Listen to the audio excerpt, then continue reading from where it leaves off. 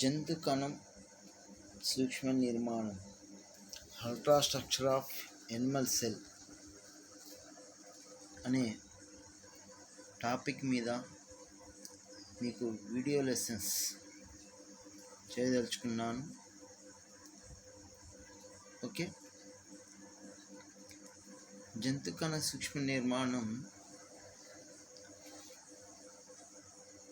ఒక స్ట్రక్చర్ మరియు ఆ జంతు కణం యొక్క ఆకారం, నిర్మాణం, దానిలో ఉండే వివిధ రకాల భాగాల గురించి మనం ఈ టాపిక్లో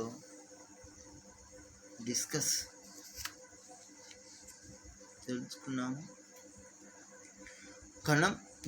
కణం జీవి యొక్క నిర్మాణాత్మక క్రియాత్మక ప్రమాణం. ఈ కణాన్ని మొదటగా రాబర్ట్ హుక్ అన్న శాస్త్రవేత్త కణంను కనుగొనడం జరిగింది.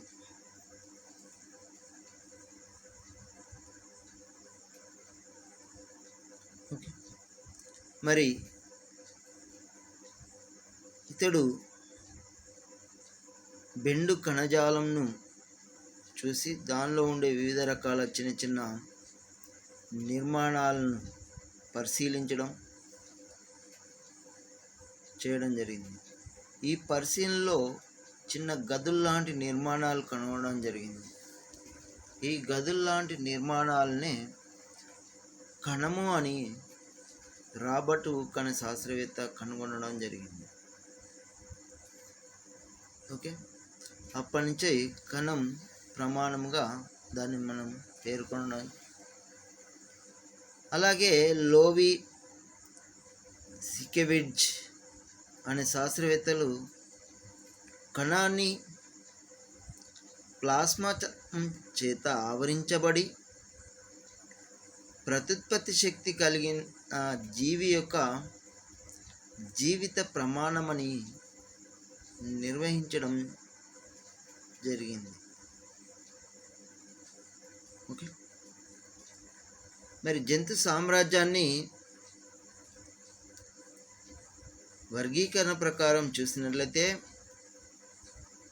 ప్రోటోజోవా, మెటాజోవా అనే 2 భాగాలుగా విభజించడం జరిగింది. మరి ఈ 2 భాగాలుగా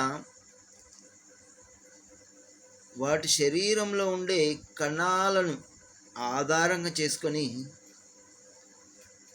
వర్గీకరించడం చేశారు. ప్రోటోజోవా జీవుల యొక్క శరీరము ఏకకణ నిర్మితం, అంటే ఒకే కణంతో నిర్మితమైన సింగిల్ సెల్ ఎనిమల్స్ అని వీటిని పేర్కొంటాము. అలాగే మరి మెటాజోవా విభాగానికి చెందిన జీవులు అనేక కణాలతో నిర్మితమై ఉంటుంది. అందువల్ల వీటిని బహుకణ జీవులు, మల్టీ సెల్స్ ఎనిమల్స్ అని పేర్కొనడం జరిగింది. ఇలా కణాన్ని బేస్ చేసుకొని జంతు వర్గాలను, అంటే జంతు సామ్రాజ్యాన్ని వర్గీకరించడం చేశారు. మరి ఈ కణాలు బేస్ చేసుకొని వర్గీకరించారు కాబట్టి ఈ కణం యొక్క పరిమాణం చూసినట్లయితే చాలా సూక్ష్మ పరిమాణంలో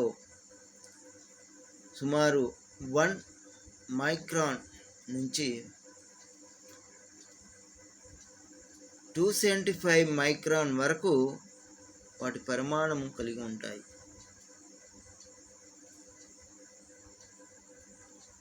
మరి ఈ కణాల్లో అతిపెద్ద పరిమాణంలో ఉండే కణం తీసుకున్నట్లయితే 175 మిల్లీమీటర్ల వ్యాసంతో ఆస్ట్రిచ్ పక్షి యొక్క అండము అతిపెద్ద పరిమాణంలో ఉంటుంది. ఇలా అలాగే కణాల ఆకృతిలో చాలా వైవిధ్యం కనిపిస్తాయి. ఒక్కొక్క కణము ఒక్కొక్క జంతువులో ఒక విధమైన ఆకారము ఉంటుంది, షేప్స్ కలిగి ఉంటాయి. కదురు ఆకారంలో, ఘనాకారంలో, బహుభుజాకారంలో, స్తంభాకారము, బల్లపరుపుగా, చక్రాభంగా, అండాకారంలో కనిపిస్తాయి. అండాకారంలో ఇలా వివిధ రకాల్లో కణాలు వాటి యొక్క షేపును కలిగి ఉన్నాయి. మరి ఇలాంటి కణాలను మనం ప్రధానంగా పరిశీలించినట్లయితే ఆ కణంలో 3 ప్రధాన అంశాలు ఉన్నాయని తెలుసుకోవడం జరిగింది. ఆ 3 ప్రధాన అంశాలు తీసుకున్నట్లయితే అవి ఏంటి అంటే ప్లాస్మా త్వచమని, జీవ పదార్థమని, కేంద్రకమని ఈ 3 ప్రధాన అంశాలు కణ నిర్మాణంలో గుర్తించడం జరిగింది. ఓకే, మరి వీటి చూసినట్లయితే వీటి గురించి మనం చూసినట్లయితే ప్లాస్మా త్వచం ప్లాస్మా త్వచం కణాన్ని ఆవరించి ఉండే ఒక పొర. మరి ఈ పొర అర్ధపారగమ్యత, స్థితిస్థాపకత కలిగిన రంధ్రాయుతమైన పొరలు.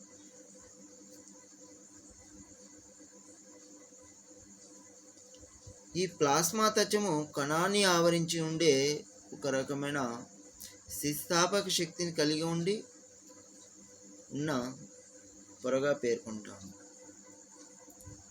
మరి ఈ ప్లాస్మా త్వచము 2 పొరలతో కూడిన ప్రామాణిక త్వచము అంటాము, యూనిట్ మెంబ్రేన్గా పిలుస్తాము. ఆ 2 పొరలు తీసుకున్నట్లయితే అందులో ఒక్కొక్క పొర ప్లాస్మోలిపిడ్లు మరియు ప్రోటీన్లతో ఏర్పడి ఉంటాయి. ఇలా మరి ఇది కొన్ని పదార్థాల ఈ ప్లాస్మోలిపిడ్లతో కూడుకున్న ప్రోటీన్లతో కూడుకున్న ఆ పొర కొన్ని రకాల పదార్థాలను తన గుండా ప్రవేశింపడానికి అలాగే నిష్క్రమణకు నియంత్రిస్తూ ఉంటుంది, కాపాడుతూ ఉంటుంది. ఇది కొన్ని పదార్థాలను మాత్రమే లోపలికి అనుమతిస్తుంది, కొన్ని మాత్రమే పదార్థాలను బయటికి కూడా పంపిణీ చేస్తుంది. కాబట్టి ఇది ప్లాస్మా త్వచాన్ని వర్ణాత్మక ప్రవేశశీలత గల త్వచంగా వర్ణిస్తారు.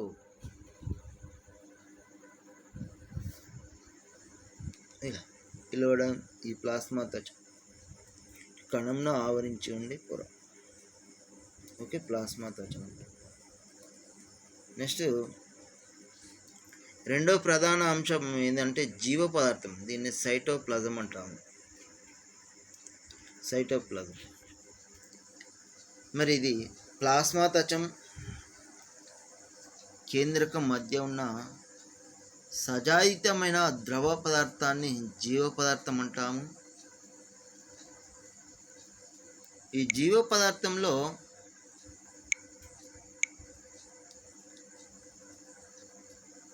కార్బోహైడ్రేట్స్,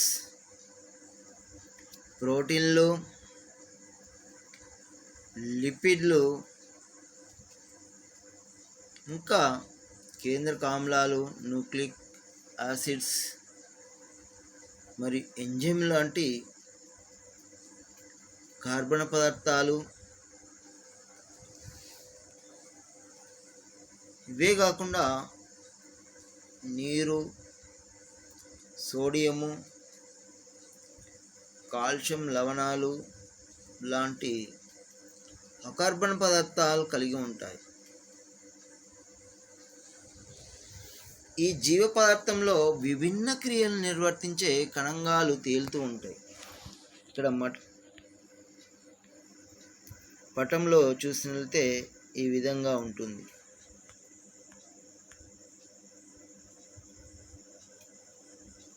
విభిన్న క్రియలు నిర్వర్తించే కణంగాలు అందులో తేలి సెల్ ఆర్గానెల్స్ కలిగి ఉంటాయి.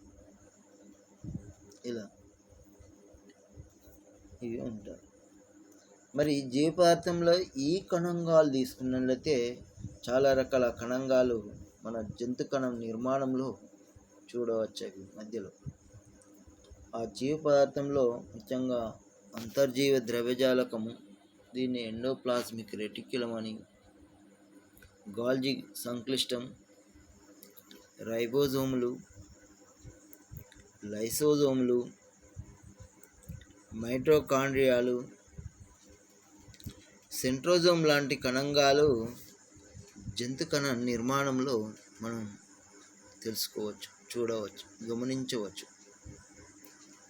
ఓకే, మరి ఆ కణంగాలు దీనికి ఎలా తోడ్పడతాయి అంటే, మొదట అంతర్జీవ ద్రవజాలం, దీన్ని ఎండోప్లాస్మిక్ రెటిక్యులం అనిపిస్తుంది.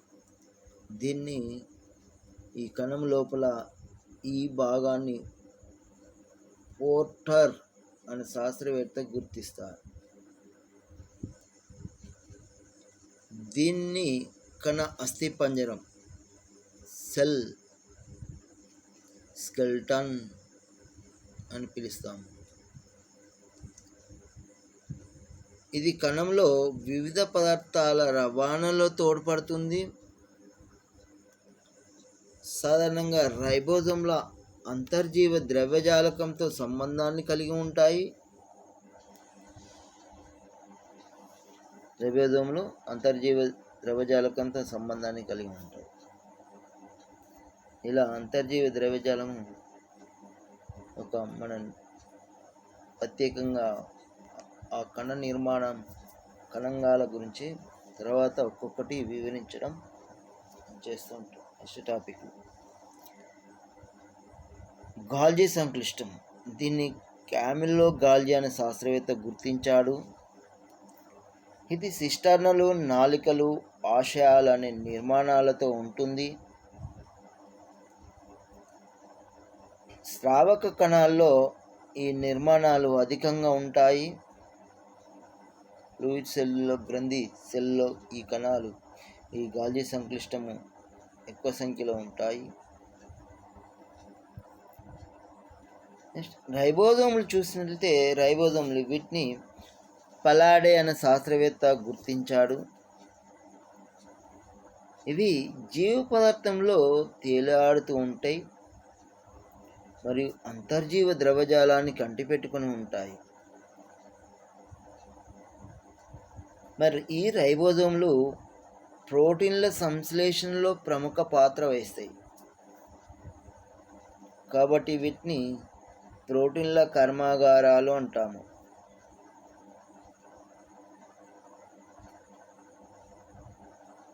ఇంకా ఇవే కాకుండా లైసోజోమ్లు, వీటిని ఆత్మాహుతి కోశాలు, కణ త్వచ నిర్మిత ఆశల వంటి నిర్మాణాలు. మరి వీటిని క్రిస్టియన్ డుడువే అనే శాస్త్రవేత్త గుర్తించాడు. ఇవి కొన్ని రకాల జల విశ్లేషక ఎంజైమ్లతో నిండి ఉంటాయి. ఇవి కణంలోని నిరుపయోగ సూక్ష్మాంగాలను నిర్మూలించడంలో పాల్గొంటాయి. కాబట్టి లైసోజోమ్లను ఆత్మాహుతి సంచులు, సూసైడల్ బ్యాగ్స్ అంటాము.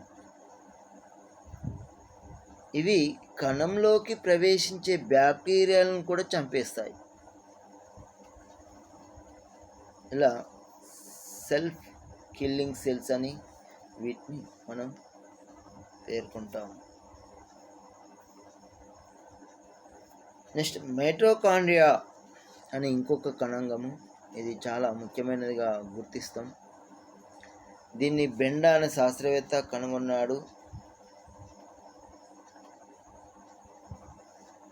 మరి మైటోకాండ్రియాలు పాక్షిక స్వతంత్ర ప్రతిపత్తి కణంగాలుగా పేర్కొంటారు. ఇవి స్తూపాకారంలో కానీ గోళాకారంలో కానీ ఉంటాయి. జీవక్రియలు చురుకుగా జరిగే కణాల్లో ఇవి అధిక సంఖ్యలో ఉంటాయి.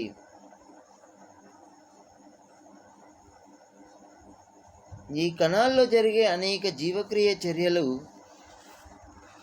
అవసరమైన శక్తిని మైటోకాండ్రియాలు సిద్ధం చేస్తాయి.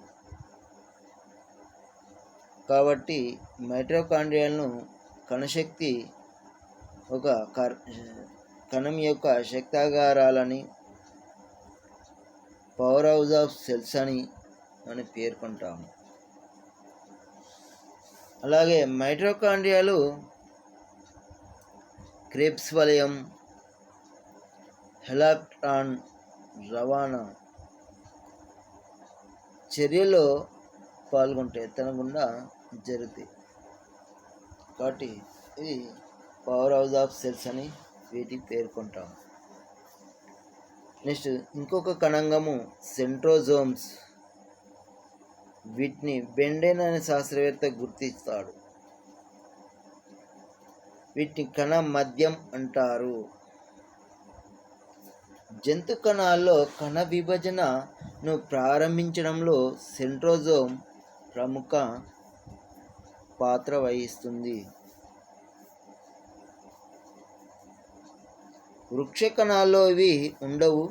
ఓన్లీ జంతు కణాల్లో మాత్రమే ఇవి ఏర్పడుతూ ఉంటాయి కణ విభజన సమయంలో.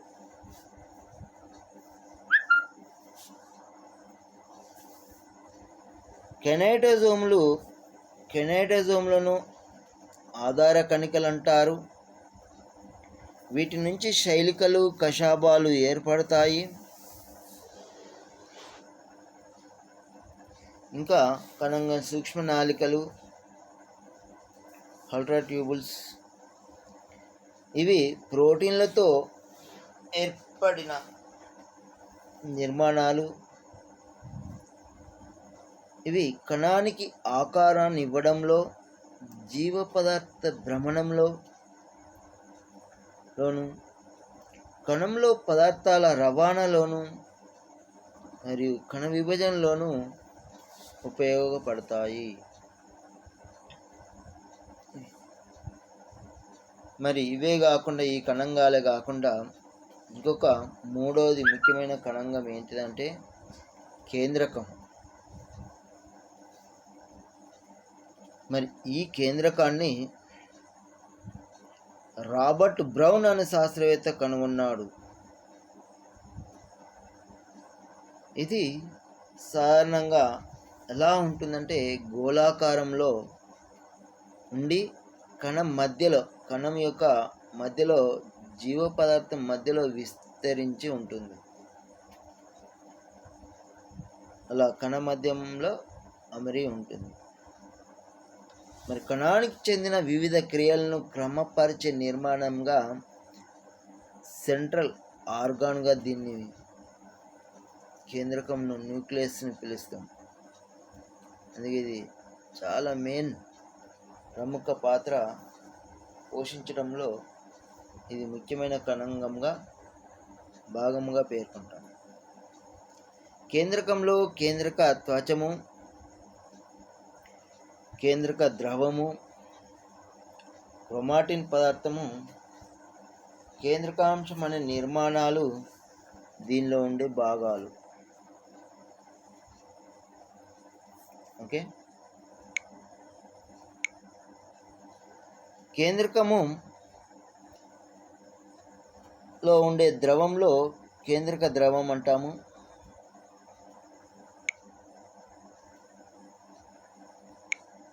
దీనిలో ఈస్టోన్లు,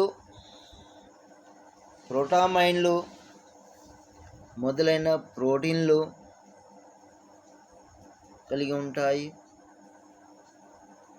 it content calcium and potassium, భాస్వరం అనే అయాన్లు, అనేక ఎంజైమ్లు ఉంటాయి. ఓకే.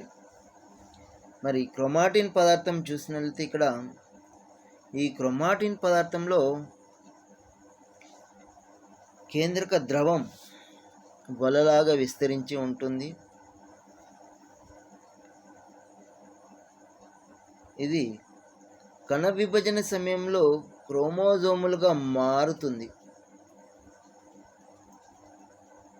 క్రోమాటిన్ పదార్థము కణ విభజన సమయంలో క్రోమోజోములుగా మారుతుంది. క్రోమోజోములు అనేవి తల్లిదండ్రుల యొక్క లక్షణాలను పిల్లజీవులకు అందజేయడానికి వాటిని మనం పేర్కొంటాం. మరి కణ విభజనలో క్రోమోజోములుగా మారుతున్నాయి కాబట్టి ఇవి తల్లిదండ్రుల యొక్క హెరిడిటీ, అనువంశిక లక్షణాలను కలిగి ఉంటాయి.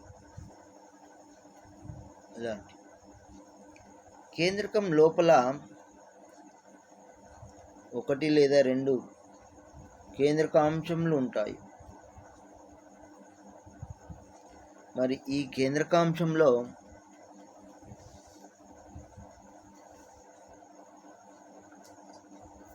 ఆర్ఎన్ఏ, ప్రోటీన్లు అధిక సంఖ్యలో ఉంటాయి. ప్రోటీన్ల సంశ్లేషణ రైబోజోమ్లను ఏర్పరచడంలో కేంద్రకాంశము చాలా ముఖ్య పాత్ర వహిస్తుంది.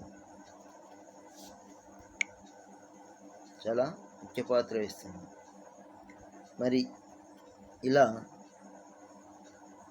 కణము నిర్మాణం మనం పరిశీలన చేసినట్లయితే కణ నిర్మాణంలో ఇలా కణంను ఆవరించి ప్లాస్మా త్వచమని, అలాగే కణం లోపల ద్రవ రూపంలో ఉన్న పదార్థము జీవ పదార్థము అని, అలాగే అనేక కణంగాలు, వాటిలో కణ మధ్యలో ఉండే గుండ్రటి నిర్మాణమైన భాగము కేంద్రకము, ఇలా 3 ప్రధాన అంశాలు కలిగి ఉంటాయి. కాబట్టి ఈ జంతు కణ సూక్ష్మ నిర్మాణం మనం ఇక్కడ తెలుసుకోవడం జరిగింది. దీన్ని పరిశీలన చేస్తున్నట్లయితే సెల్ బయాలజీ గురించి మనకు కొంత అవగాహన రావడం జరుగుతుంది. కాబట్టి దీన్ని చాలా చిన్న విషయాలుగా నేర్చుకొని పోటీ పరీక్షల్లో వీటి గురించి తెలుసుకోవడానికి చాలా ముఖ్యమైన టాపిక్గా దీన్ని పేర్కొనడం జరిగింది.